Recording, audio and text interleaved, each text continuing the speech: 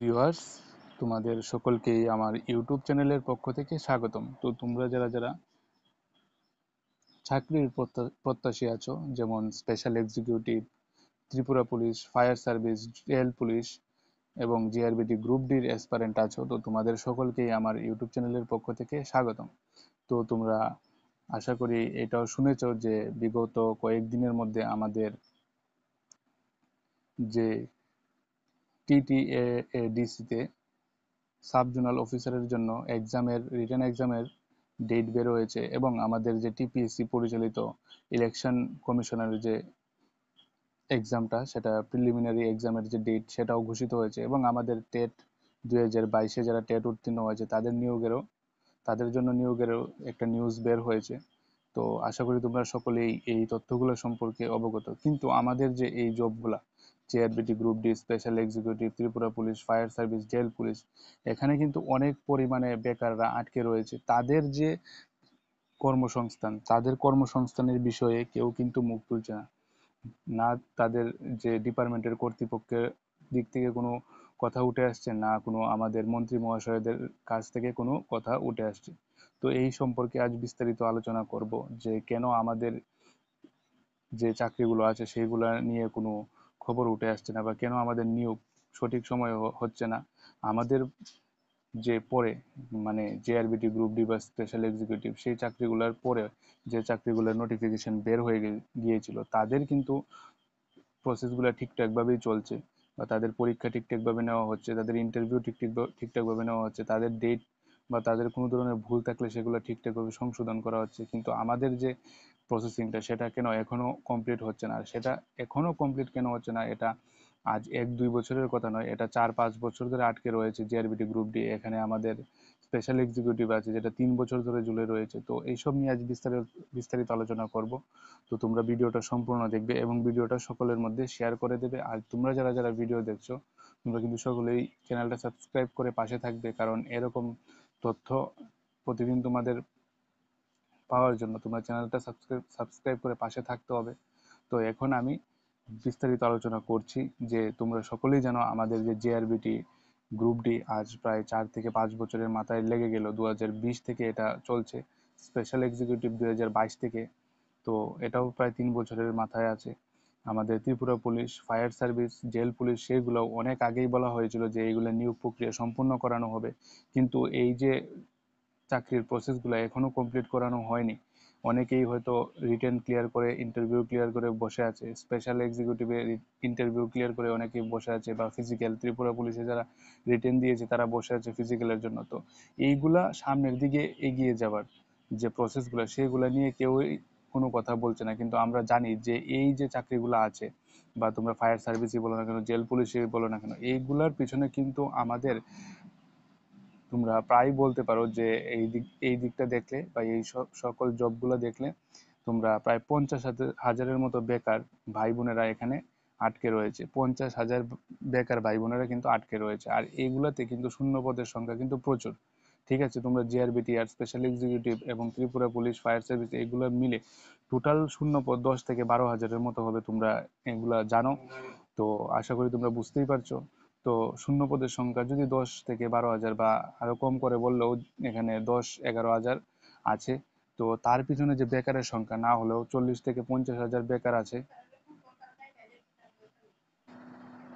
এই 40 হাজার এবং 50 হাজার বেকার ভাই বোনেদের আটকে রাখার উদ্দেশ্য, বা এই যে জবগুলো আছে তাদের যে প্রসেসিং গুলো যে আটকে রয়েছে, বা তাদের যে সম্পূর্ণ করার সিদ্ধান্ত যদি সরকার ইতিমধ্যে না নেয়, আমাদের যে 40,000-50 হাজার যে বেকার ভাই বোনেরা আটকে রয়েছে এখানে, তাদের যে ভবিষ্যৎ সেইগুলা কিন্তু ধ্বংসের মুখে চলে যাবে, এবং মানসিক অশান্তিতে তারা ভুগবে।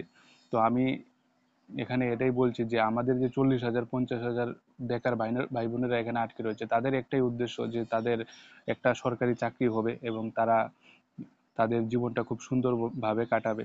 কিন্তু তাদের যে চাকরি, তাদের যে গ্রুপ ডি বলো, স্পেশাল এক্সিকিউটিভ, সেইগুলা নিয়ে, বা ত্রিপুরা পুলিশ, ফায়ার সার্ভিস বা জেল পুলিশ, সেইগুলা নিয়ে কিন্তু কেউই কোনো কথা বলছে না।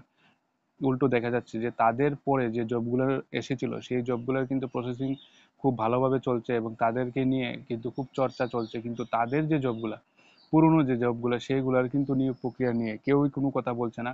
এখানে যদি তাদেরকে কর্মসংস্থানে সুযোগ করে দেওয়া হয় তাহলে অসুবিধাটা কোথায়? আমি আসলে এটা বুঝছি না বা বুঝতে পারছি না যে এখানে তাদের যদি কর্মসংস্থানের ব্যবস্থা করে দেওয়া হয় তাহলে টোটাল দেখা যাবে যে আমাদের 10 থেকে 12 হাজার যে বেকার ভাই বোনেরা একসাথে বা একসাথে না হোক 6 থেকে 7 মাসের মধ্যে তারা কিন্তু কর্মসংস্থান যদি পেয়ে যায় এখানে, তাহলে 10 থেকে 12 হাজার বেকার ভাই বোনদের জীবনটা কিন্তু সুন্দর হয়ে যাবে। তো এটা কেন হচ্ছে না, এটার পিছনে কারণ কি এটা আমি বুঝতে পারছি না। যে ইলেকশনে অনেকেই বলছে যে ইলেকশনের মুমেন্টে এখানে নিয়োগ প্রক্রিয়া বন্ধ হয়ে আছে। তো ইলেকশন মুমেন্টে নিয়োগ প্রক্রিয়া ঠিক আছে বন্ধ হয়ে আছে, এটা মেনে নেব, কিন্তু অন্যান্য যে জব সেইগুলোর পরীক্ষা কিভাবে হচ্ছে, সেইগুলোর ইন্টারভিউ কিভাবে হচ্ছে, তো এটারও তো একটা প্রশ্ন আছে।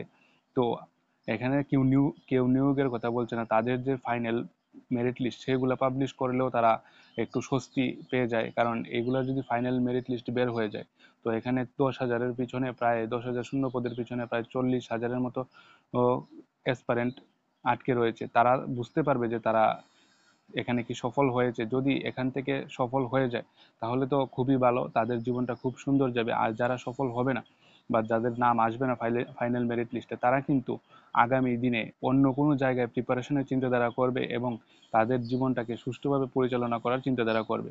তো তারা আজকে প্রায় 2 থেকে 3 বছর ধরে বা আমরা এটা বলবো জিআরবিটি গ্রুপ ডি বা স্পেশাল এক্সিকিউটিভ বা ত্রিপুরা পুলিশই বলো না কেন, 2 থেকে 3 বছর ধরে শুধু এই নিয়োগ হবে নিয়োগ হবে এই কথাগুলো কিন্তু শুনেই যাচ্ছে, কিন্তু কোনো নিয়োগ প্রক্রিয়া হচ্ছে না। তো যখন এরকম নিউজ প্রতিনিয়ত আসবে যে তাদের নিয়োগ হবে তাদের নিয়োগ হবে, কিন্তু এরকম করতে করতে তাদের 4-5 বছর হয়ে যাবে, তখন তাদের মধ্যে একটা মানসিক অশান্তি বা তাদের মধ্যে একটা মানসিক যে চিন্তা সেইগুলা কিন্তু বেড়ে যাবে। তাদেরকে কিন্তু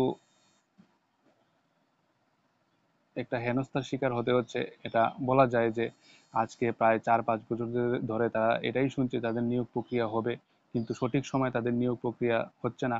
উল্টো দেখা যাচ্ছে যে তাদের পরে যে নিয়োগ প্রক্রিয়াগুলো বের হয়েছে সেগুলা কিন্তু সম্পূর্ণ হয়ে যাচ্ছে বা প্রায় সম্পূর্ণ হয়ে গেছে। দিয়ে বিবেক বিবেচনা করলে এটাই দেখা যায় যে আমাদের যে এসপারেন্টরা আছে, এই জবগুলোর যে এসপারেন্টরা আছে, তাদের কিন্তু যোগ্যতা সঠিকভাবে বিচার হচ্ছে না বা সঠিক সময়ে তাদের যে চাকরিটা সেই সময় তারা পাচ্ছে না।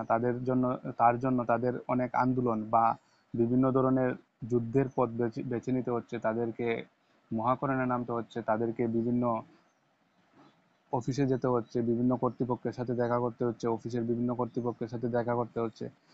যে জায়গায় তারা পরীক্ষা ইন্টারভিউ বা বিভিন্ন ধরনের টেস্ট দিয়ে তারা উত্তীর্ণ হয়েছে, সেই যোগ্যতা থাকা সত্ত্বেও তাদেরকে বিভিন্ন দিক দিয়ে তাদের হেনস্থার শিকার হতে হচ্ছে। বিভিন্ন দিক দিয়ে তাদের রাস্তায় বা বিভিন্ন কর্তৃপক্ষের সাথে দেখা করতে হচ্ছে বা রাস্তায় নামতে হচ্ছে। তো এটা কেন হবে? তারা তাদের পরীক্ষা দিয়ে তাদের যোগ্যতা বিচার করেই কিন্তু তারা চাকরিটা পাবে। সেই দিক দিয়েও তাদের কিন্তু সঠিক যে বিচার তারা কিন্তু পাচ্ছে না। তো এটা কেন হবে?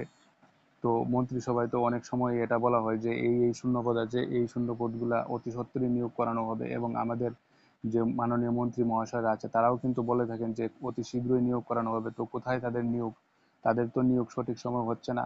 তো শুধু মুখেই বড় বড় কথা অনেকের আমি দেখলাম, কিন্তু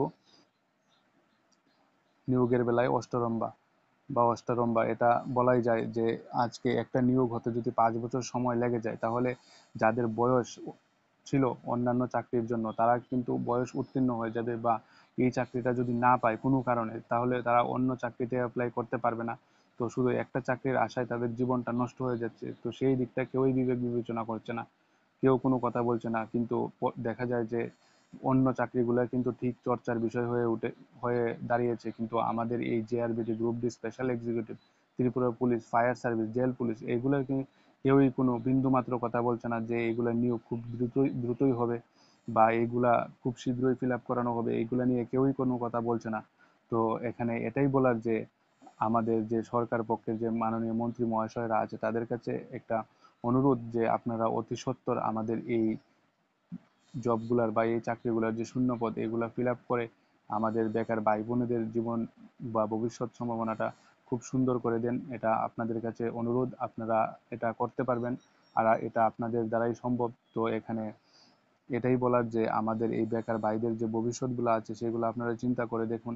এখানে অনেক অনেক মহিলা আছে, অনেক অল্প বয়সী ভাই বোন আছে, বা অনেক অধিক বয়সের ভাই বোনেরা আছে যারা বয়সের উত্তীর্ণ হয়ে গেছে, তারা অন্য কোনো চাকরিতে অ্যাপ্লাই করতে পারবে না। তো সেই দিকটা বিবেক বিবেচনা করে তাদের যে মেরিট লিস্টে সেটা পাবলিশ করে দিন, আর তাদেরকে কর্মসংস্থানের ব্যবস্থা করে দিন। তো এটাই আমার অনুরোধ। আর আমাদের জিআরবিটি বা স্পেশাল এক্সিকিউটিভ বা ত্রিপুরা পুলিশ বা ফায়ার সার্ভিস বা জেল পুলিশ সকল অ্যাসপারেন্টদের পক্ষ থেকে এটাই অনুরোধ যে আপনারা এইগুলোর প্রসেসিং খুব শীঘ্রই করে তাদের যে উজ্জ্বল ভবিষ্যৎ সেটা আপনারা নির্ধারিত করে দিন। তো এটাই আপনাদের কাছে অনুরোধ।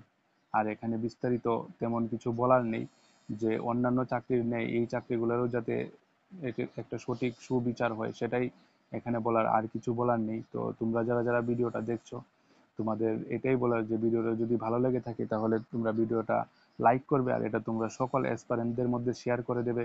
এতটুকুই বলার। তো ধন্যবাদ সবাইকে ভিডিওটি দেখার জন্য। আর তোমরা যারা যারা ভিডিওটা দেখছো তোমরা চ্যানেলটা সাবস্ক্রাইব করে পাশে থাকবে। তো আজকে এতটুকুই, আর এখানে বিস্তারিত কিছু বলার নেই। দেখা হবে নেক্সট ভিডিওতে এমনই কোনো গুরুত্বপূর্ণ তথ্য নিয়ে।